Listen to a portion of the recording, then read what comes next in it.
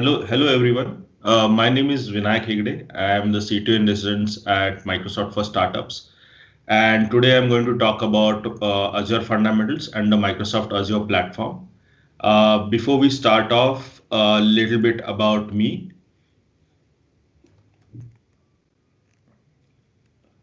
So I have about 2 decades of experience in technical leadership and individual contributor roles. I have technical expertise in distributed systems, machine learning, AI, IoT, large-scale data, and network systems. And I have worked across multiple sectors: networking, developer tools, ad tech, marketing tech, e-commerce, CRM, media, and smart mobility. I have worked at both listed companies and also India's first unicorn, InMobi. So I worked at Akamai, InMobi, HelpShift, and before joining Microsoft a couple of years back, I was the C2 at Zoomka, which is a smart mobility company.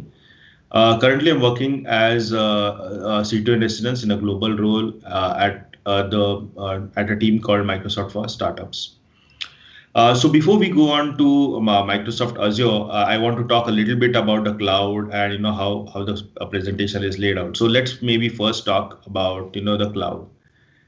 Um, why the cloud, right? So typically we started when we used to actually develop applications, we had on premises, right? And if you look at the different sectors that you had networking, storage, servers, virtualization, from the down up, OS, middleware, then the runtime, eventually the data and the applications. And um, Also they are as the cloud came into being, first we started with infrastructure as a service, then we had platform as a service, and eventually software as a service. What this meant was that different parts of the stack were maintained by different people. So like as you can see in the diagram, the virtualization, server, storage, and networking was managed by the vendor. In infrastructure as a service, where the upper layers of the stack were managed by the customer. Similarly, as platform as a service, except the application side data, all the lower layers, including the runtime, OS, virtualization, storage, networking, is actually taken care by the by the vendor. And software as a service, everything is taken care by the provider. Um,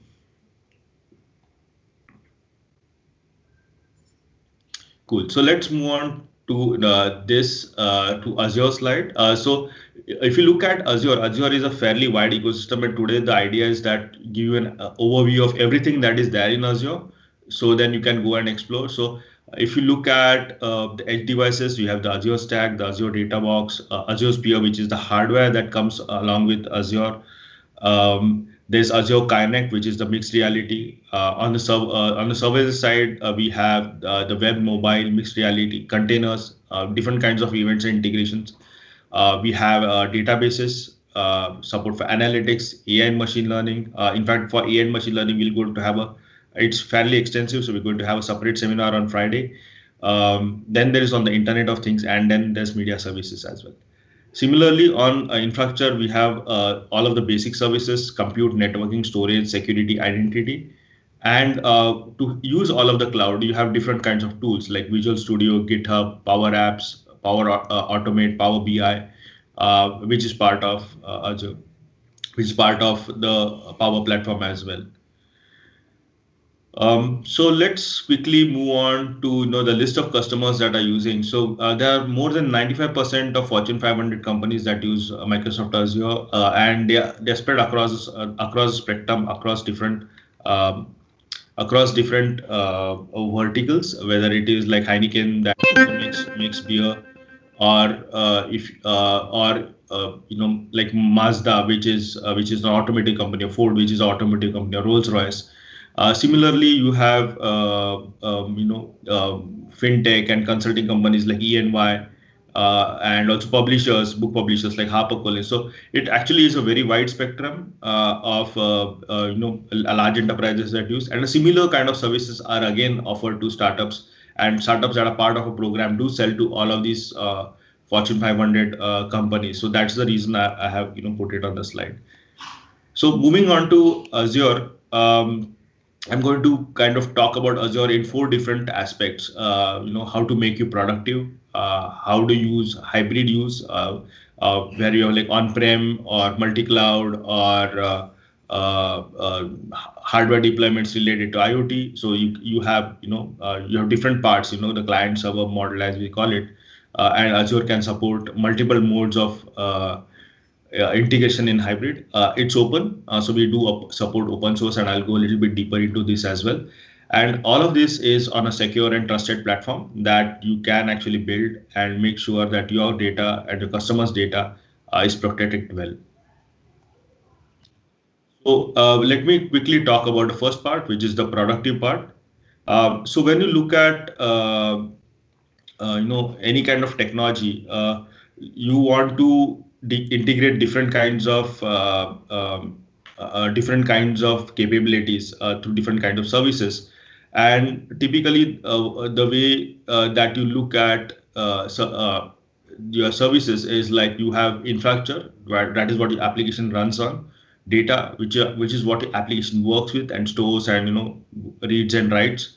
Then your code, which is what the application does, and the business logic is there.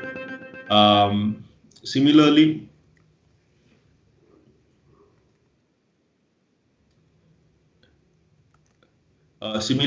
you have unified management, security, governance, and tools to manage that.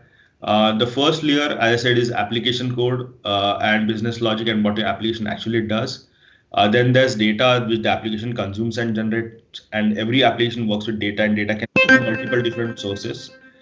Lastly, the physical or virtualized infrastructure that application runs on, virtual servers, virtual machines, networking, and all of the infrastructure as a service components that we looked at.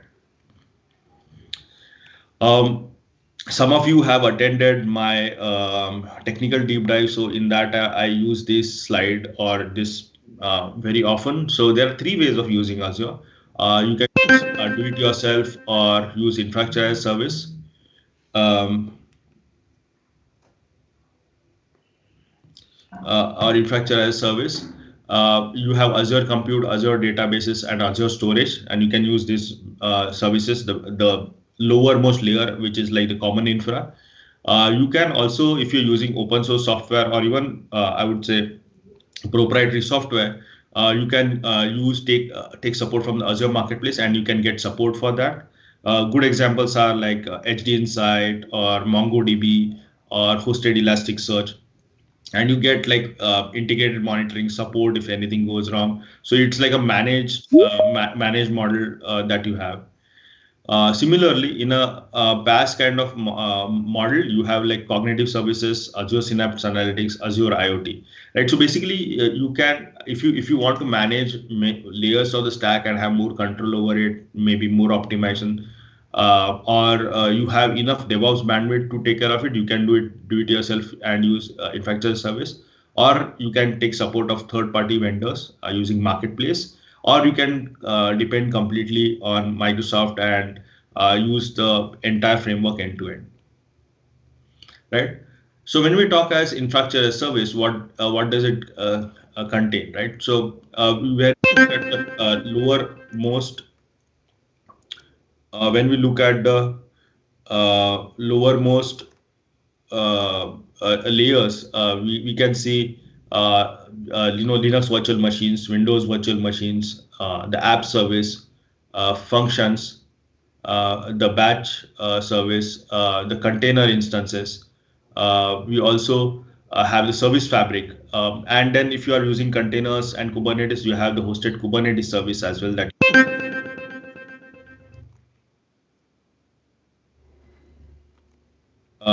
And similarly on storage, we have like the blob storage, which is like object storage that we have. We have disk storage, we have managed disk, we have file storage, we have archive storage. You also have support for NetApp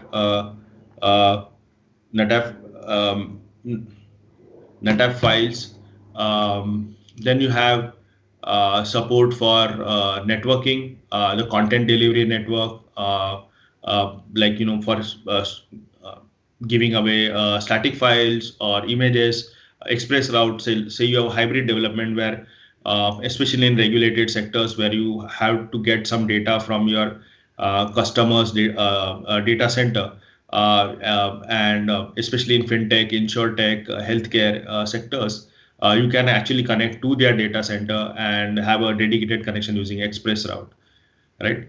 Similarly, you can have traffic manager. So you can have level L3 or L4 load balancing using uh, traffic manager and using Azure front door.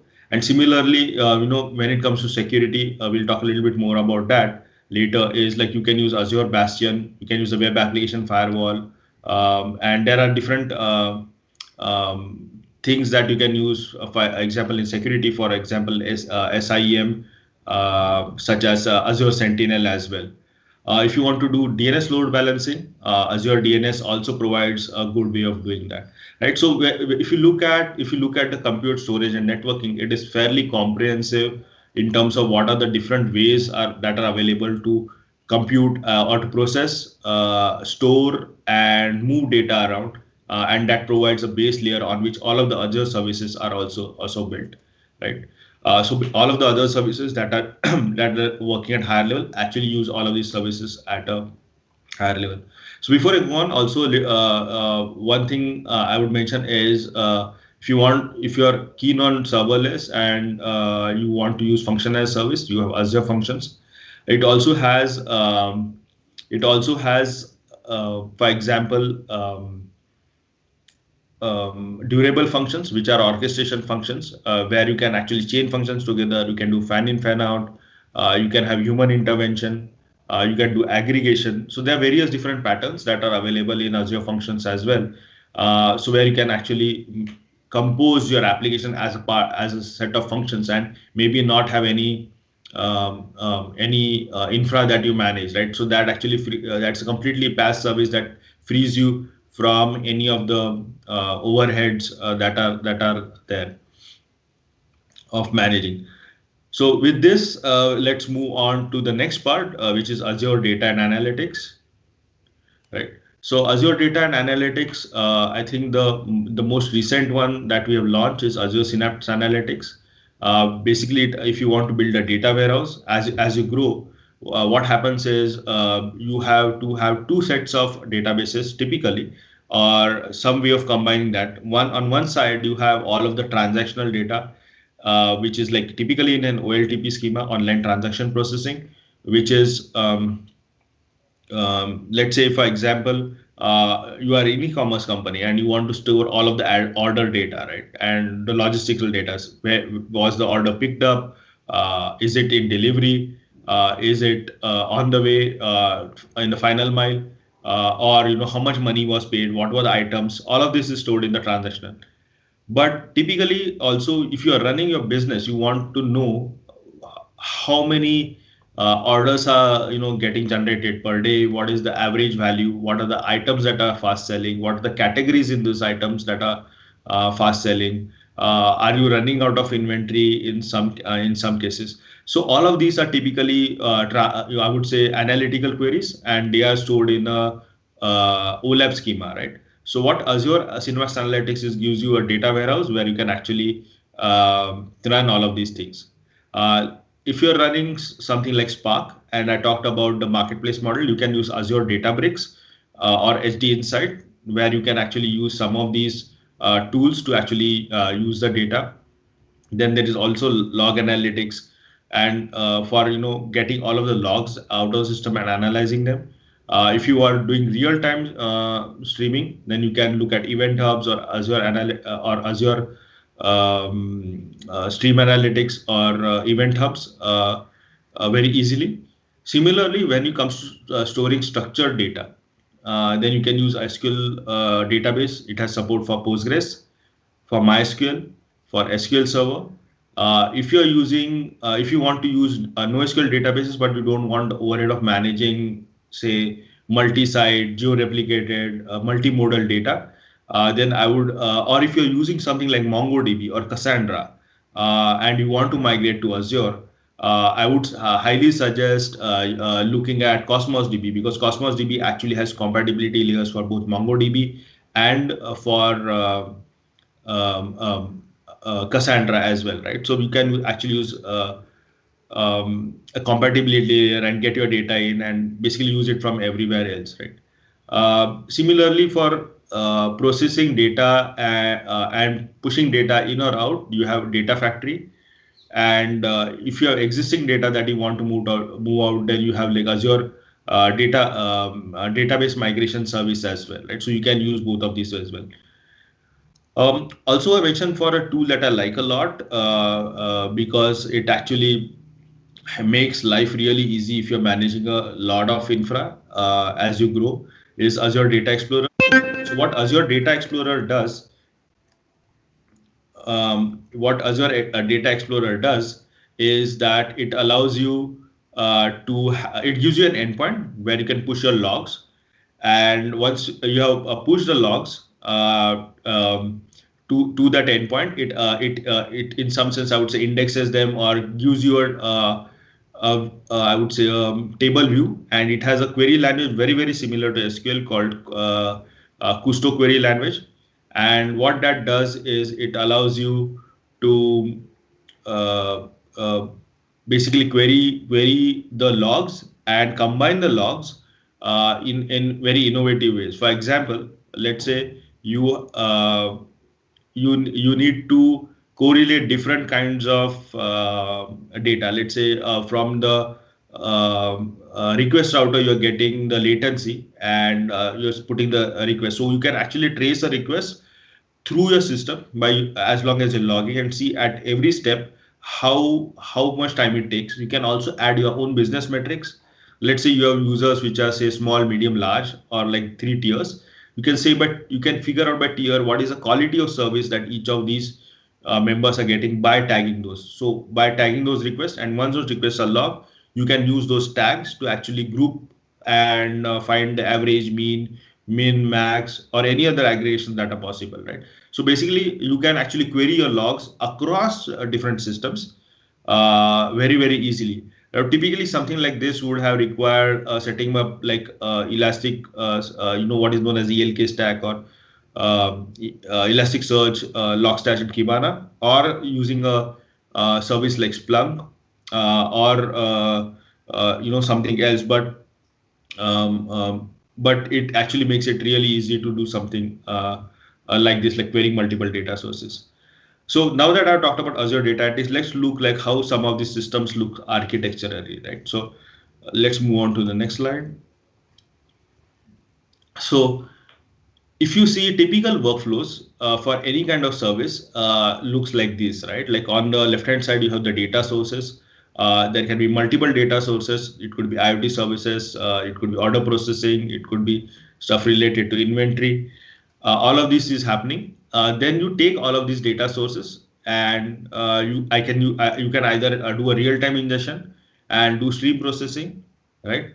And then basically maybe have like running queries that actually tell you what's happening in your system right now.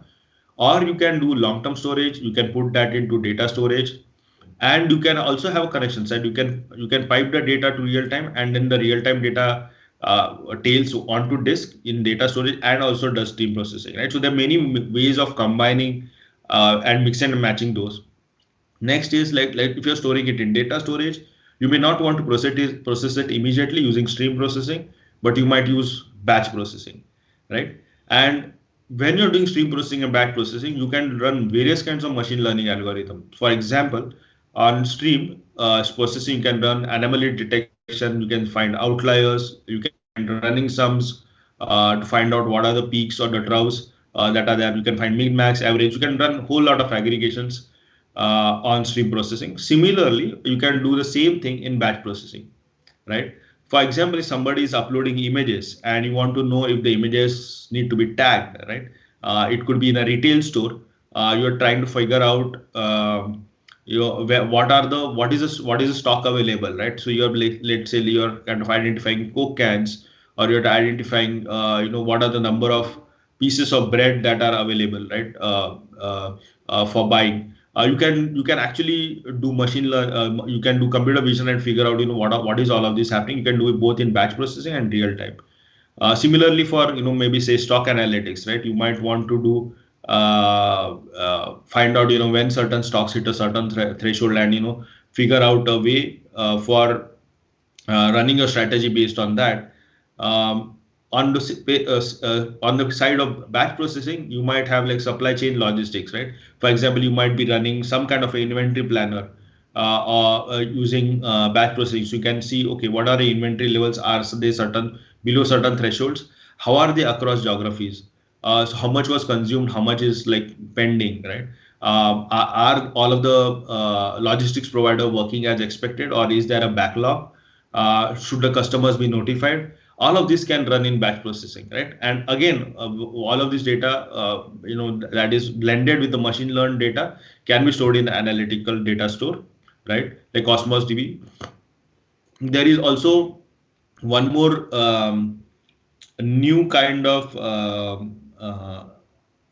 model for transaction processing that is called HTAP, or hierarchical transactional analytical processing. So we have something called as CitusDB, which is based on Postgres, and it has been branded as Azure Hyperscale. So basically, you can horizontally scale the machines, and you can run both analytical and your transactional and analytical queries on the same data store.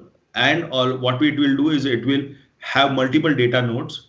It will send your queries to each of the data nodes. It will take the results. It will collate the result back, and it will give it back to you. So basically, you can use the same data store and not have a typical split OLTP OLAP, but you have what is known as HTAP, which is the hybrid or the hierarchical data store, which can run OLTP and OLAP both. And then again, this feeds into the analytics and reporting, right? So this is like the typical workflow that any kind of startup or large enterprises goes through. Now, I have given you a block diagram. So what does it mean in reality when we map it to the Azure world, right? So you have like point of sale, end users devices, IoT sensors, OLTP devices. On the data storage side, you have the Azure Data Lake storage, Azure Storage, Blob Storage, for example. Similarly, on the stream analytics, you have Azure Event, IoT Hub. If you're using a marketplace or batch processing, you can use Azure HD Insight, or you can use Hive. You can use Azure Data Lake Analytics. For machine learning, you can use Azure Databricks. You can use Azure Machine Learning. It's also possible. It's not there in the diagram, but to use cognitive services here as well. Similarly, when it comes to the stream analytics, you can run Azure Stream Analytics or Apache Spark or Apache Storm, which are the typical use cases.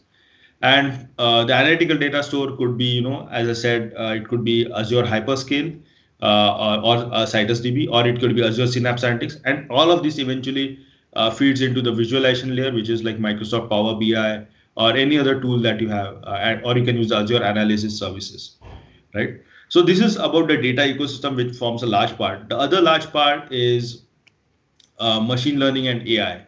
Right. Again, we are going to have a separate session on it, so I will cover this in slightly less detail right now, but we can go into depth on Friday. So it has multiple layers, right? Like for example, you have the open data sets where you can actually take data that is available openly.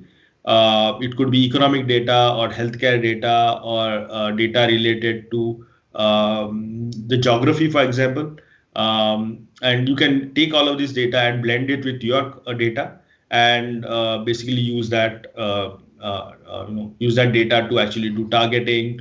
You can use that data for analysis, for recommendations, so on and so forth. Similarly, you can use different kinds of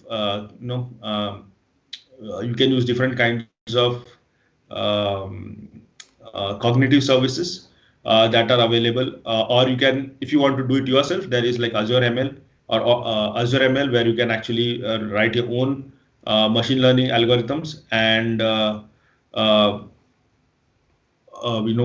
it on the Azure ML service, which is like, again, I said, the top of the infrastructure as service model.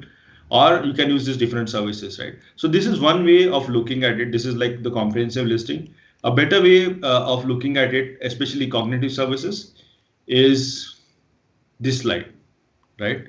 Where it can be grouped into, I would say, um, 5 different groups.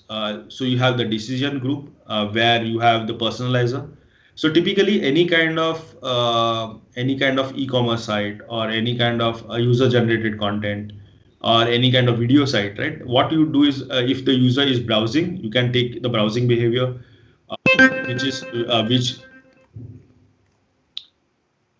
browsing behavior. Yeah, I think there's a questions. Will the slides be available after the session? Yes, we'll make the slides available. So don't worry about that. Um, yeah, so I was talking about personalizer. So when it comes to personalizer, you can take all of the different signals, like you can take browsing behavior, you can take recommendation engines, you can take likes, you can look at friends who have recommended, you can look at all of these signals. You can look at buying behavior if it's an e-commerce site. So you can take all of this data, and it uses reinforcement learning to actually figure out, what is personalize the content that is shown to you, right? So it is makes it easy to personalize the content that is available to you. Similarly, if there's a user generated site, or you need some kind of content moderation help to filter for maybe profane language or swearing when it comes to text, or it could be images that could have either pictures of celebrities which you maybe don't want, or you have any kind of nudity or skin exposure. You can actually moderate the content. An anomaly detector, actually, if you have a stream of data, and you can train the anomaly detector to look how your typical data looks, and what it will do is any kind of anomalous data, any outliers, any kind of weird behavior that it sees, it can actually detect that. So this is the decision group. Next, you have the vision group, right? So the basic is, it can do any kind of object detection and figure out what is there in the scene. Similarly, what it can do is, if it is a handwritten text, it can recognize the handwritten text using ink recognizer. So let's say if you have handwritten receipts, or if you're doing like one of our startups is actually running a subscription business for small scale vendor, right? So they have a lot of receipts that they physically give to customers, right? So that can be used for as an ink recognizer. Similarly, if you have printed invoices, right?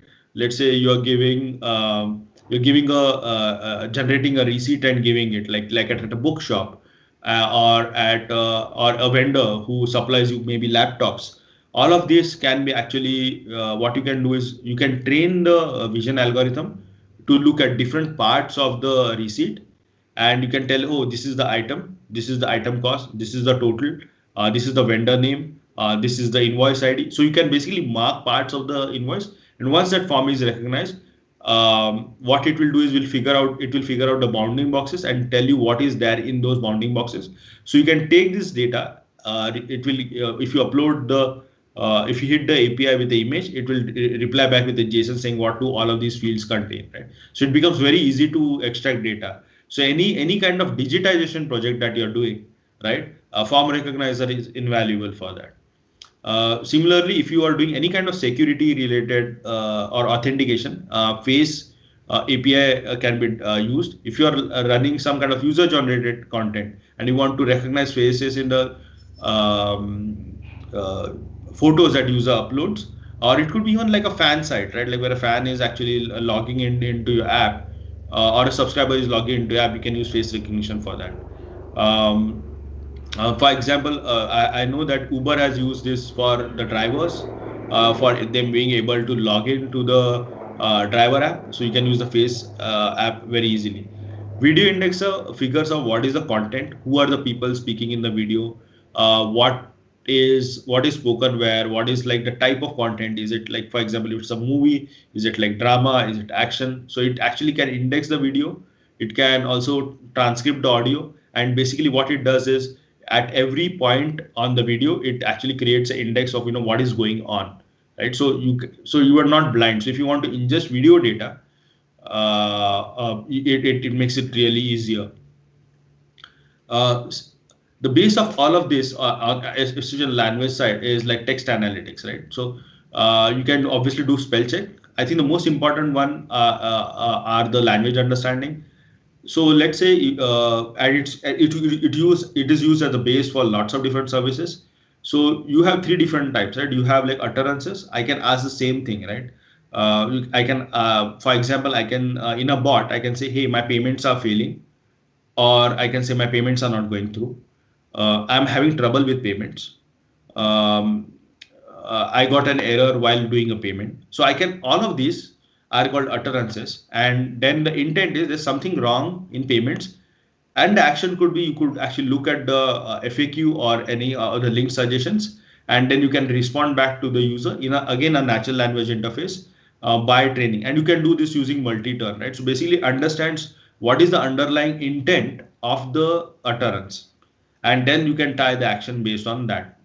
So what it does, it provides you a framework where it actually can figure out what the user is trying to do, and you can train it on an online learning fashion. If you have a database of content, like either like a knowledge base or a FAQ, or you could in some sense also have transcripts that are annotated from call centers, you can use this data you can ingest this data in Q&A maker, and you can generate like a bot, right? And the bot actually uses LUIS, which is the underlying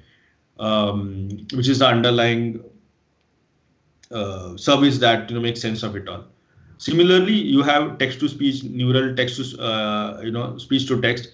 In fact, when I do a demo of this, I don't have enough time to demo here, but when I do a demo of this in the next webinar, I can show you that it is very hard to actually differentiate between now. Speech has gone so better, especially text to speech has gone so good that it is difficult to differentiate between what a human is speaking and what is like computer generated speech. Similarly, you can do any kind of speech transcription, right? Like an example is, if you're doing team calls, speech transcription service is actually used at the backend to generate the transcripts. You can use it in Teams as of today. Even if you're using a PowerPoint, like I am doing now, what PowerPoint can do is it has a dialog box where you can say, hey, give subtitles, right? And it can translate those subtitles in real time as well, right? Using the translator text service, right? So you can use speech transcription and you can use text translator text. So you can use this in PowerPoint today, and also it's used in real time in Teams as well. But the last group of services is web search, where we have Bing custom search, Bing video search, Bing news search. So all of this data is crawled from the web, but not just the data that is crawled from the web. You can actually also index your internal data. Let's say you have a database of legal files or financial documents or any kind of internal knowledge base, right? Internal documents that you have, and you want to provide a service on top of that, right? Because let's say you're building something that is custom to a domain, like say healthcare, right? Doctor wants to know if I've seen a case similar to this before, right? Now, generalized search may not work really well, but using text analytics, using language understanding, and using the ability of web search to extract data out of this, you can actually show, what are the similar cases that a doctor has seen.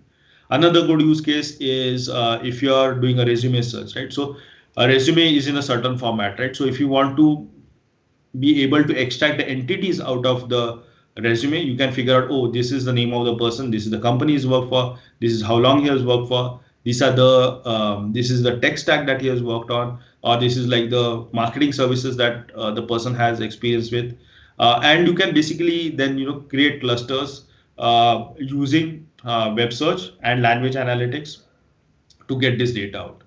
Right. So this is like platform as a service, which is Azure Cognitive Services, a short overview of that. And we'll go into demos when we actually do the AI.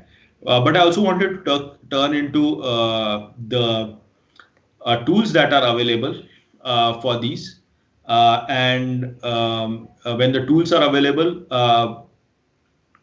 there are different kinds of tools available. As I said, like the cognitive services, they're pre-trained models. If you want to build your own, then there is Visual Studio Code. There's Jupyter. You can also work from the command line if that's what you're comfortable with.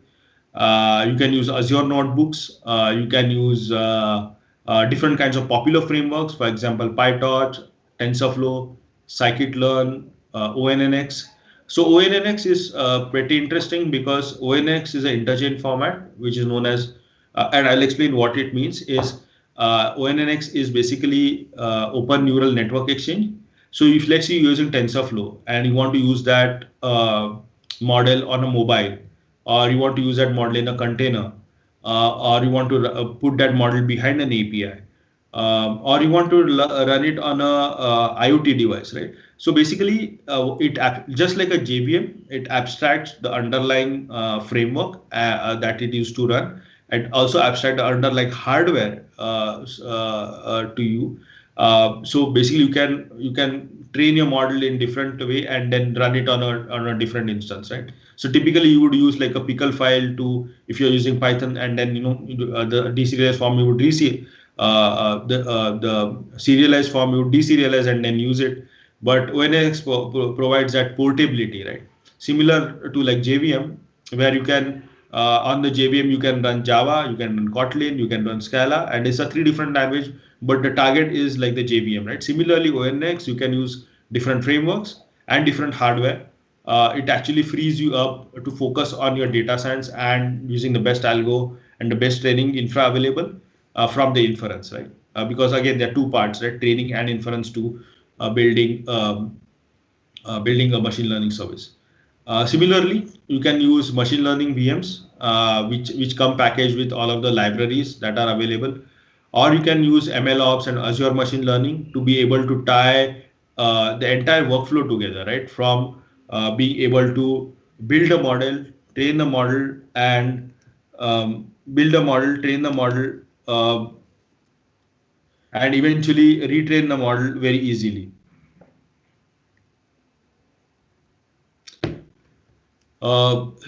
Again, and coming down to the lowest layer, you can train using CPUs, GPUs, FPGAs very easily. So you have all three available. If you have very specialized stuff, then you can actually speed up the inference using field programmable gate arrays or FPGAs. Typically, most people use GPUs or sometimes CPUs, but FPGA is also available. So with that, I have talked a lot about machine learning, but I also want to give an example of how it is used in a real life, and what better than sports. So let me quickly run this video. La Liga is the brand that people love. We are very lucky to have fans, not customers. If we sum the followers in social media for clubs, players, and La Liga, we reach 1.6 billion. Our goals are to be the first choice of entertainment for the fans worldwide. We decided to partner Microsoft for technology, developing a huge digital ecosystem comprised by mobile apps, mobile games, websites, and digital assistant based on bots and artificial intelligence. Microsoft plays a key role. We are working with them as a data platform that help us gather all the information that we get from the fans in a unique place. We use Microsoft Bot Framework to do that. We use also Azure Bot Service to host the bot, and we use Azure Cognitive Services to understand what the fans want, especially the speech and language understanding. We want to have one global product that could cover different fans from different parts of the world. Being able to trigger what the fans want in the right moment is the most important thing. We have been able to increase our social media followers by almost 30%. Technology is helping us to drive the brand near to the fans. This is key for our success and our growth. Microsoft has provided us the tools to improve our products and services for our fans.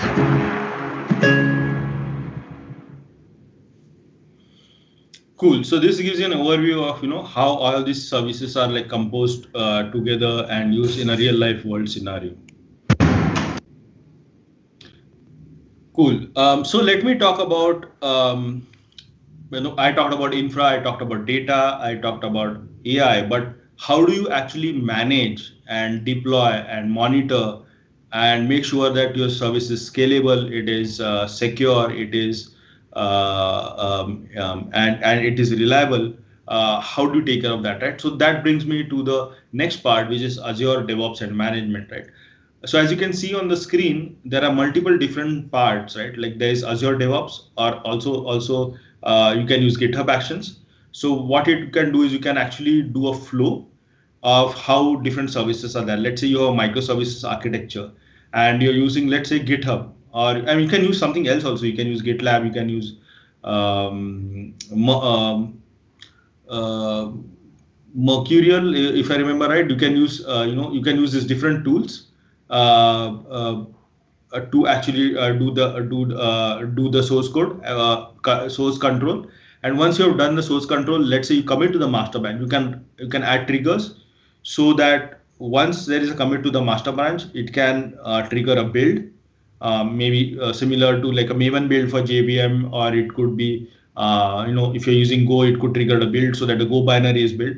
It could also do some amount of maybe like static or a dynamic analysis. There are tools available for that. It can also run some amount of unit tests and see what is the threshold right pass, or are the critical tests passing.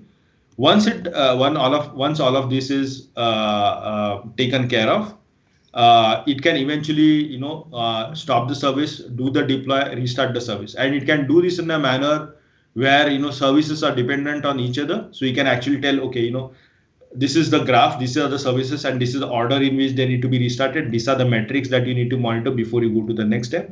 So you can actually build complex workflows. We have startups that are actually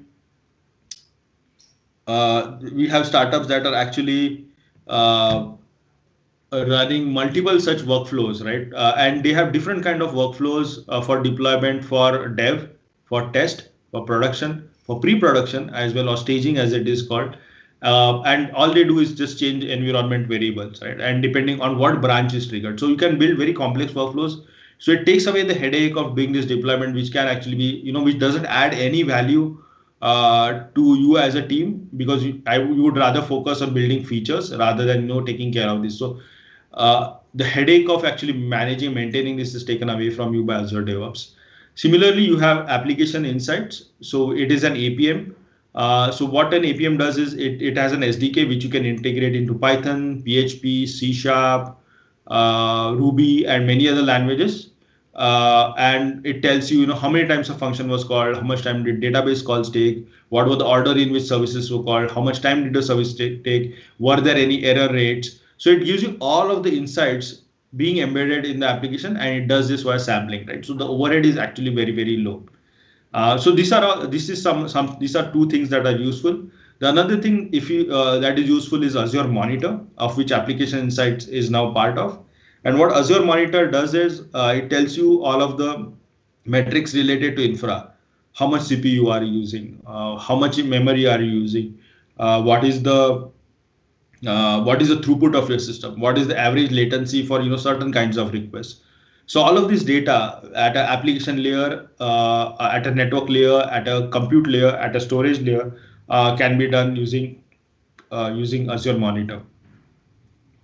Similarly, you have container instances, Azure Kubernetes services. So if you want to run a container, let's say you are, for example, you're doing a build, or you're doing a training related to something, or you are maybe sending notifications once in a while. So what you can do is you can build a container, you can fire up the container, spawn it up, run whatever you want to do, and then shut it down, right? So container instances is really useful for that. Especially to handle workloads that are like either sporadic or triggered by certain events. I think they are useful. If you want a long-running service that continuously services, then Azure Kubernetes service actually based on the Docker format is like really useful. Similarly, in management and governance, especially this is really important for I would say backup, recovery, site recovery, disaster recovery.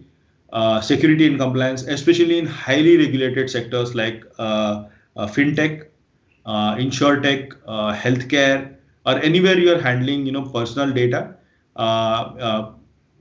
You can use like the security and compliance to figure out, is your infra in good shape?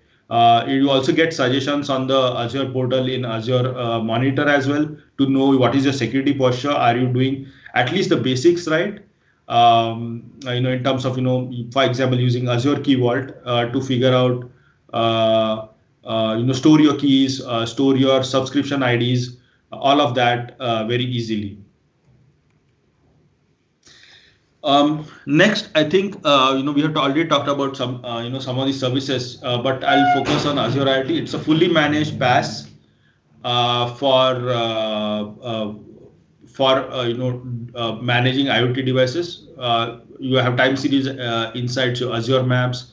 You have the IoT Hub, which can be used for doing over-the-air updates.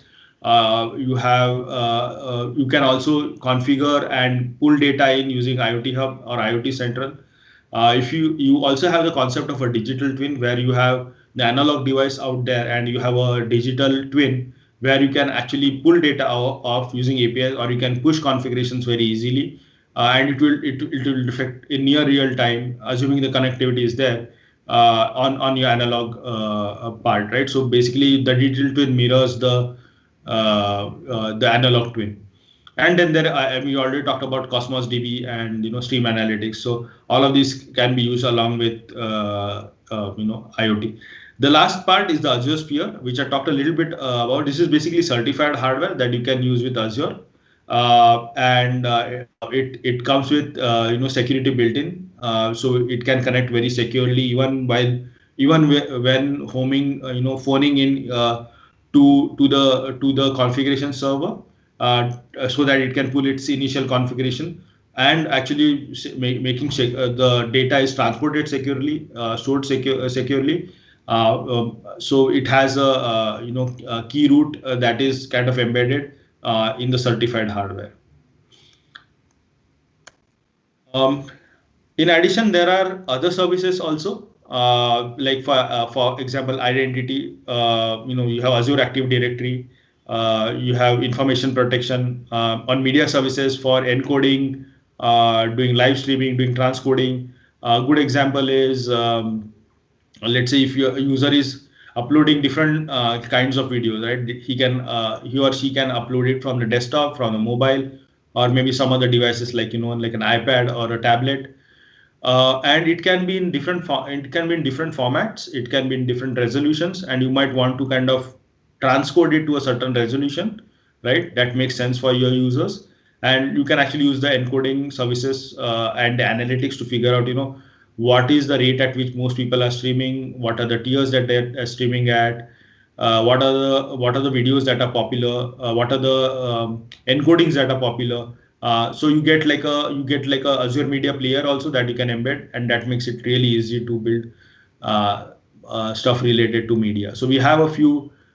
We have actually not a few. We have many startups and large OTT providers actually using media services at a large scale.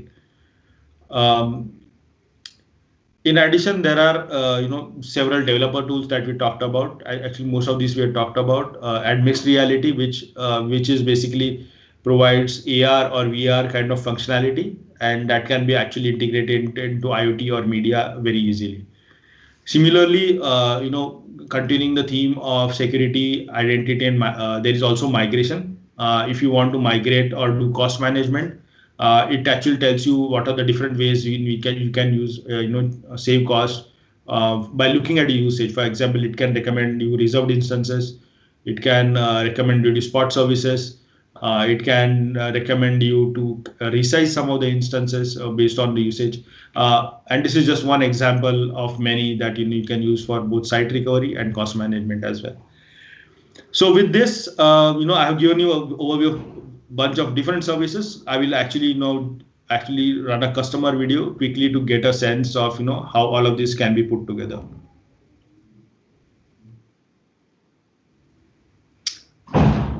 So ASOS is a London-based fashion retailer, and it uses Cosmos DB. So we'll look at how it uses Cosmos DB. ASOS wants to be the #1 fashion destination for 20-somethings around the world.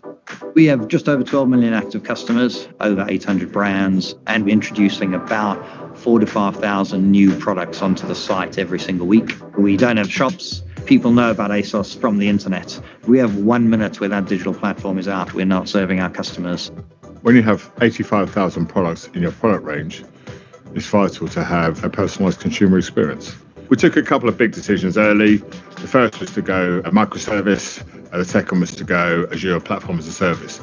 We're looking to take advantage of Azure next generation compute, introducing Service Fabric based services, and already seeing increases in developer velocity, service density, flexibility. Cosmos DB is used as the model store, the gateway from the offline to the online data science worlds. It allows us to distribute the data models to be near the services wherever in the world they're deployed. We like the immediate elasticity, so we can store data models of any size. We like the very low latency for random reads.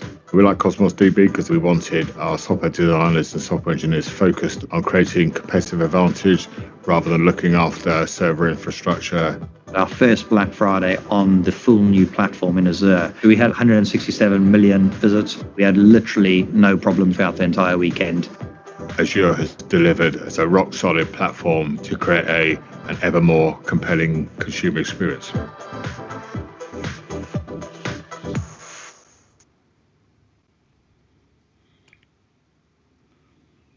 Cool. So the next part is like hybrid. And I touched a little bit upon this in the earlier slides. So what is different about Microsoft Azure is it understands that the world we live in, we have on-prem and we have multi-cloud. So you can use Azure, things like Azure Arc. You can use things to manage stuff. You can use Azure Stack, which can be which are basically servers that are managed by Azure, but we can deploy those servers onto the customers' premise, and then they can be managed through the portal or through the command line tools that you have. You have different kinds of data migration services, and you can actually migrate data or replicate data between the hybrid clouds or on-prem and the cloud. The identity is also federated, so you can use the customer's login to authenticate certain things. You can use your own login to authenticate things. So it works very, very beautifully in a secure way. And all of the tools that are there on the developer platform, on the DevOps platform, and on the data platform, and it can be managed and authenticated using identity and security and management very easily, right? So all of the tools are there for using a hybrid cloud. And when I mean hybrid, it could be like you're running stuff on a mobile, or you could be running stuff business logic on a container that runs on a customer's premise and billing it. Or it could be a ruggedized data center that is running somewhere in an isolated workplace for monitoring maybe wildlife or an oil rig or or similar things, right? And it connects intermittently as well, right? So you can mix and match different services in different ways. So it gives you good amount of composability. The next one is like open. I talked a little bit about this, and again, like the earlier Microsoft, maybe like 10 years back, 15 years back, wasn't known to be open source friendly. And that has changed, right? In 2018, for example, Satya has said, judge us by our actions we have taken in the recent past, or actions today and in the future. And if you see those, we have actually contributed a lot to open source, not just existing projects and supporting them with money and infra, but also actually we have open sourced some of our own, projects. So the most famous ones being like TypeScript, for example, which is in the JavaScript world is pretty good and well adopted, or even if it is like runtime, for example, the function as a service runtime that is used. So many of the things that we use internally also have been like open source. So people can use it in whatever that they want. And this is like the support. On this slide, you can see how we actually support different sets of the open source ecosystem. You have management, whether it's Puppet, Chef, Kubernetes, Ansible, GitHub, Similarly, for databases and middleware, I talked about MongoDB, HD Insights, Cloudera, and Hortonworks. Similarly, you have support for different kinds of frameworks, whether it is Node.js, and recently GitHub actually took over NPM, which helps the JavaScript ecosystem as well.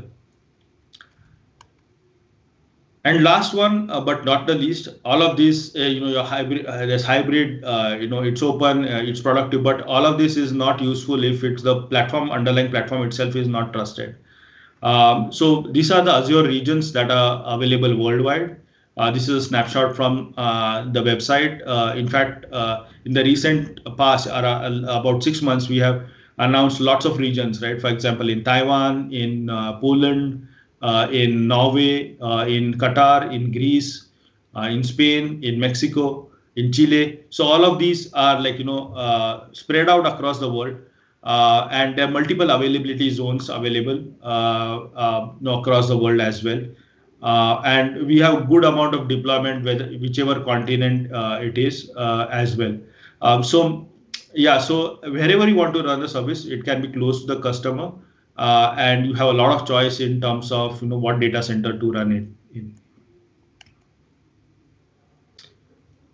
And all of this is secured using, we have a Microsoft Cyber Defense Operations Center. In fact, one of the recent news, if you've seen the SolarWinds hack or any of the other hacks that happen, many times Microsoft is the one actually that notifies other people, our customers, the different governments across the world.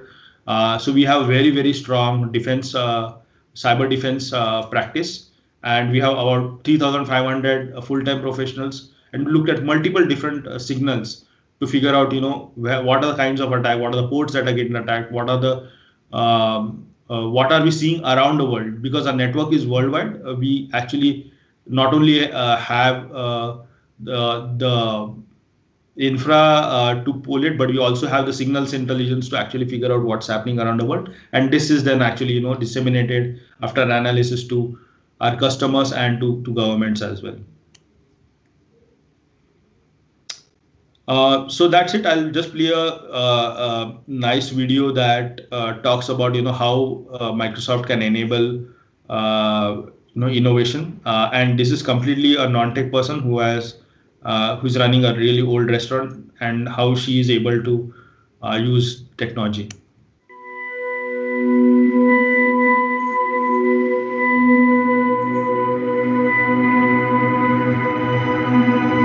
名前は秋吉忍です。100年続く老舗の食堂エビ屋で働いております。近くのパソコン教室にパソコンを持って、そしてその授業の間に自分のマシンラーニングの本を読みながら、これはこうやってやればいいんだなという一生懸命打ち込んでいた時もありました。1年前にパソコンを買ってデータベースを構築して、でお客様のインサイトを得ていくというようなことを自ら進んでやったエビ屋では時間帯によってや季節によって来るお客様の層が変わるので、それを実際に可視化して何人のお客さんが来るのかというのを把握したかったので、マシンラーニングを導入しました。私はまず本を買って Azure のマシンラーニングを勉強しました。そしてその後は実際に AI のシステムの構築であったり BI の使い方を学んで実際に手を動かして勉強しました。マシンラーニングモデルを使って私たちは来客予測というのに成功したので、日頃のフードロスはかなり少なくなりました。そして中間品の準備ができるので回転率もかなり速くなって、お客様からのクレームは格段に減ってます。今エビラボには飲食業界の方だったりサービス業の方、そしてちょっと大きな企業の方からもたくさんのお声掛けをいただいております。私たちはそういった悩みを解決するためにエビラボのシステムをお渡ししております。テクノロジーのキャリアを築いていこうと思ったことは今まで一度もありませんでした。そういった方々、飲食業界で働く方々をもっと幸せな働き方にしたい、もっとハッピーにしたいというところに一番のやりがいを感じています。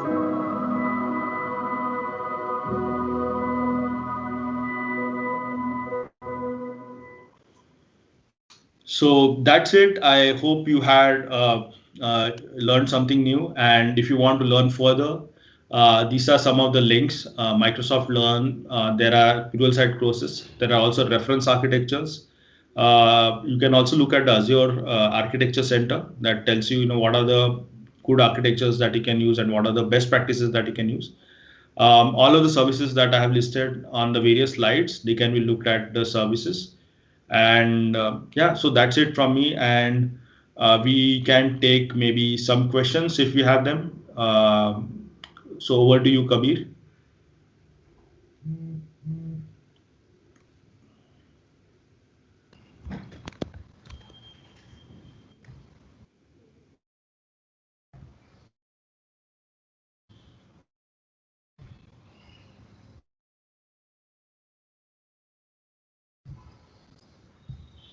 Thanks, Vinayak. We'll just wait for questions to come in. If anybody has any questions, please put them in the chat box.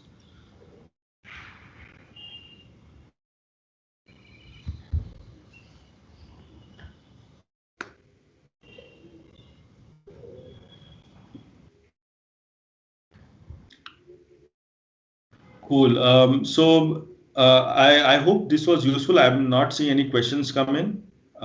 So maybe we'll wait for a minute or so, or we can then end the stream, and then you can always connect with me and Kabir offline if you have any questions around any of these services. And also on the AI part, we are doing a presentation with AI. Different kinds of AI services and cognitive services on Friday, where I'll be going a little bit more in depth for various aspects of AI, and as well as doing a few demos as well, where you can see how you can use the services. So if you are interested in AI, please do attend the event on Friday. Before you leave, please please take a couple seconds to answer our poll questions. These will help us improve our sessions in the future.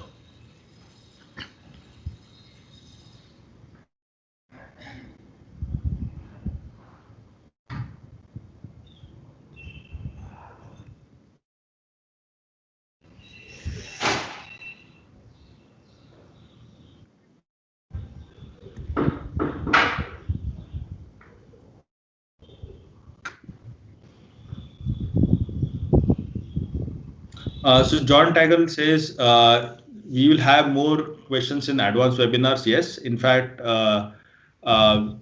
this was like a zoomed out view of everything. We will have focus seminars on, for example, IoT, AI, GitHub, a Power Platform, data platform, and more. So if you have any requests for any specific areas that you want, we can actually have sessions on those as well. But this was one, especially for startups that are new. We just wanted them to know what all is available on the platform, so they can kind of dig deeper. But yeah, as we all of the webinars after this will be more advanced. They would have demos. They will have more interaction. It's just that the Azure Azure platform is very extensive. So we could not have maybe lots of questions, but yes, I mean, many of the questions that you have will be answered in the advanced sessions. Cool. I think we are a little over time. So Kabir, what we can do is we can stop here, and if you have any questions, you can reach out to me or Kabir, and you can have a technical deep dive as well.